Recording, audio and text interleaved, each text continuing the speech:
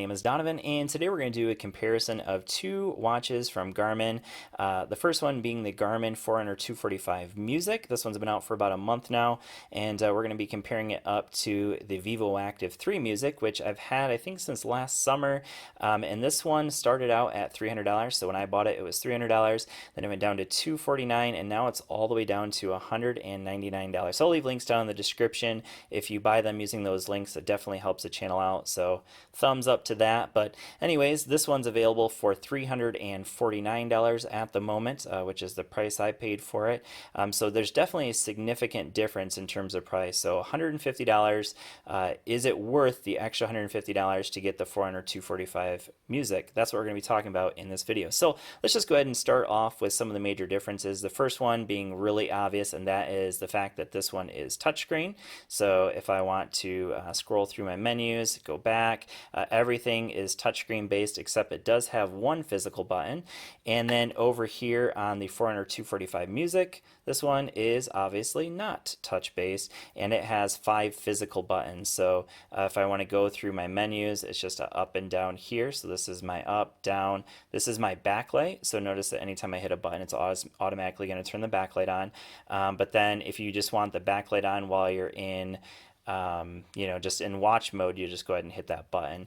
But one thing I will note is that this one, when I flip it up, does have a backlight automatic, whereas here, notice that there is no automatic backlight. Now, I will mention that while you're in an activity, it will automatically backlight when you flip your wrist. So for some reason in watch mode, it doesn't. But anytime you hit a button, it will turn on the backlight, and then anytime you hit the light button, of course, it will also turn on the backlight. But notice this one's always going to turn on when you flip your wrist. So that's definitely an advantage over here on the Vivoactive 3 Music, in my opinion. Now, in terms of the actual physical build, they're both completely made out of plastic, so they're polymer plastics. Here we have two different heart rate sensors. I've not really found a difference between the two in terms of the heart rate sensing. Both are very accurate. I've not really had any issues with my Vivoactive 3 Music or the Forerunner 245 Music. So in terms of like the heart rate sensor, the GPS, again, there's no difference there. They're both very accurate. I've not had any issues in terms of GPS with either of these. Both of them have GPS, Baidu, and the Russian one. I'm drawing a blank on the Russian one right now, but I'm sure you guys will tell me in the comments below whatever it's called. So GPS, something, and Baidu, whatever they are. Oh, GLONASS, there it is, GLONASS. So they have all three, and you can turn on which ones you want, or you can turn off. By default, it's going to use GPS only, but you can add the other ones if you want to get more accurate GPS. All right, so enough about that. Let's go ahead and talk about some of the other differences. So again, this one is going to be touchscreen. So obviously that's going to be a little bit of a difference when it comes to a workout. So I'm going to go ahead and hit the button to go into a workout, hit run. And then you can see that there are workouts available here, so I can get some workouts. You can add workouts if you want to do ones that you don't see here. You can add in different types of workouts, and you can double tap the screen in whatever workout you're doing in order to get intervals.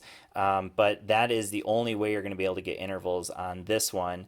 But let's go ahead, and I'm just going to hit the button in order to start the workout. We're just going to pretend. And then when I'm done with the workout, I can go ahead and hit stop. And again, these are very completely customizable. You can change up whatever it shows on here. So you can see I have time, distance, pace, and heart rate. Same thing as here. You can adjust it however you want, and you can see I can scroll through and get different information. But then when I'm done with my workout, I can go ahead and hit stop. And then it's going to give me all the same information that this one's going to give me, only there is one thing that you're going to get in this watch that you can't get on the Forerunner 245 Music, which is really interesting.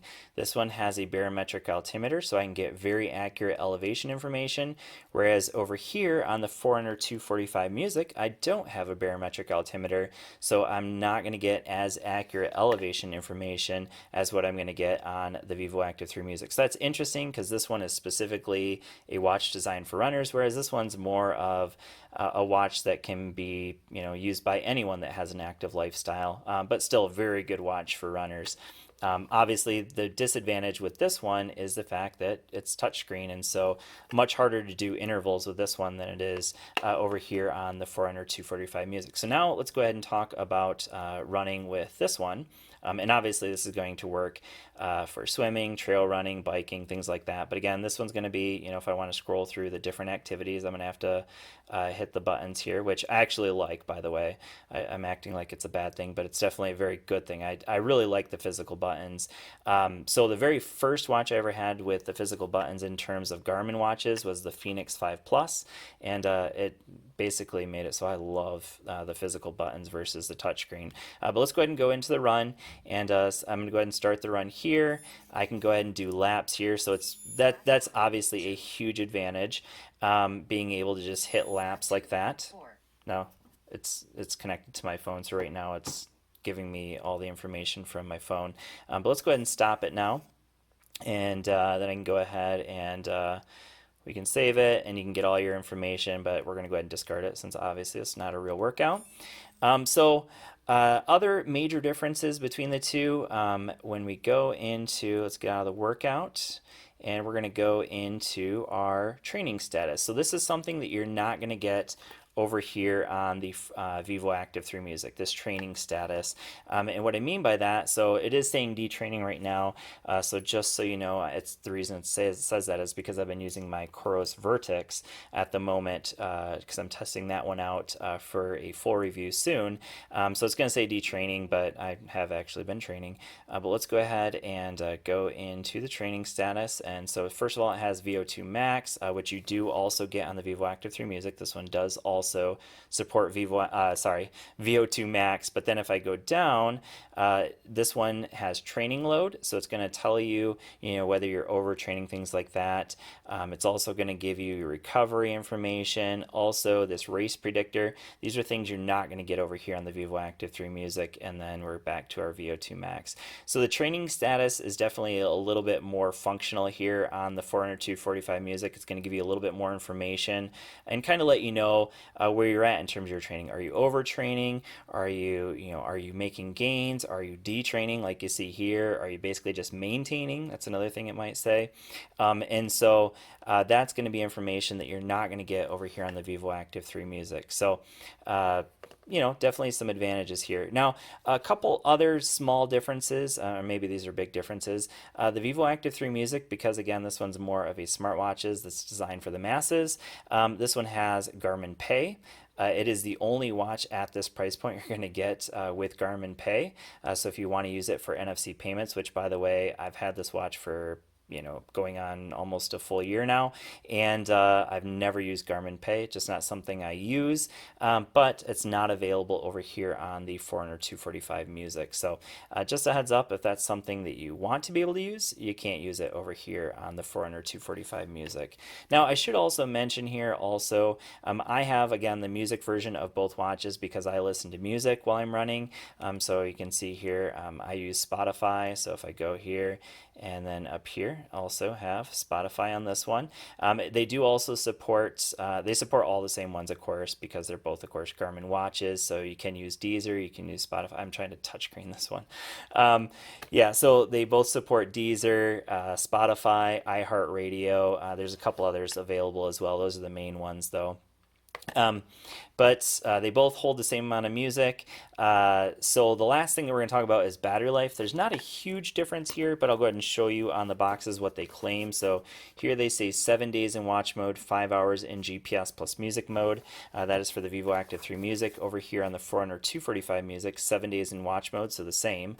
But then down here, 6 hours on GPS plus music mode. Now, I should also mention that if you use just GPS, this one claims, I believe it's 14 hours versus 12 hours on just GPS mode between the two.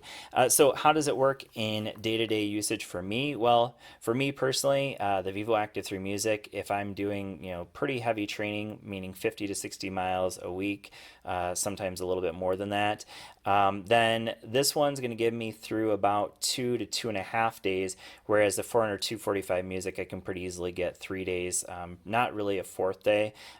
So basically about an extra day here in battery life versus what I get on the Vivoactive 3 Music. And part of that might be because I've had this one only for about a month versus almost a full year on the Vivoactive 3 Music. So anyways, just some quick comparisons. For me personally, which one do I think is the better buy? At the moment, I would definitely say the Vivoactive 3 Music is 100% the better buy.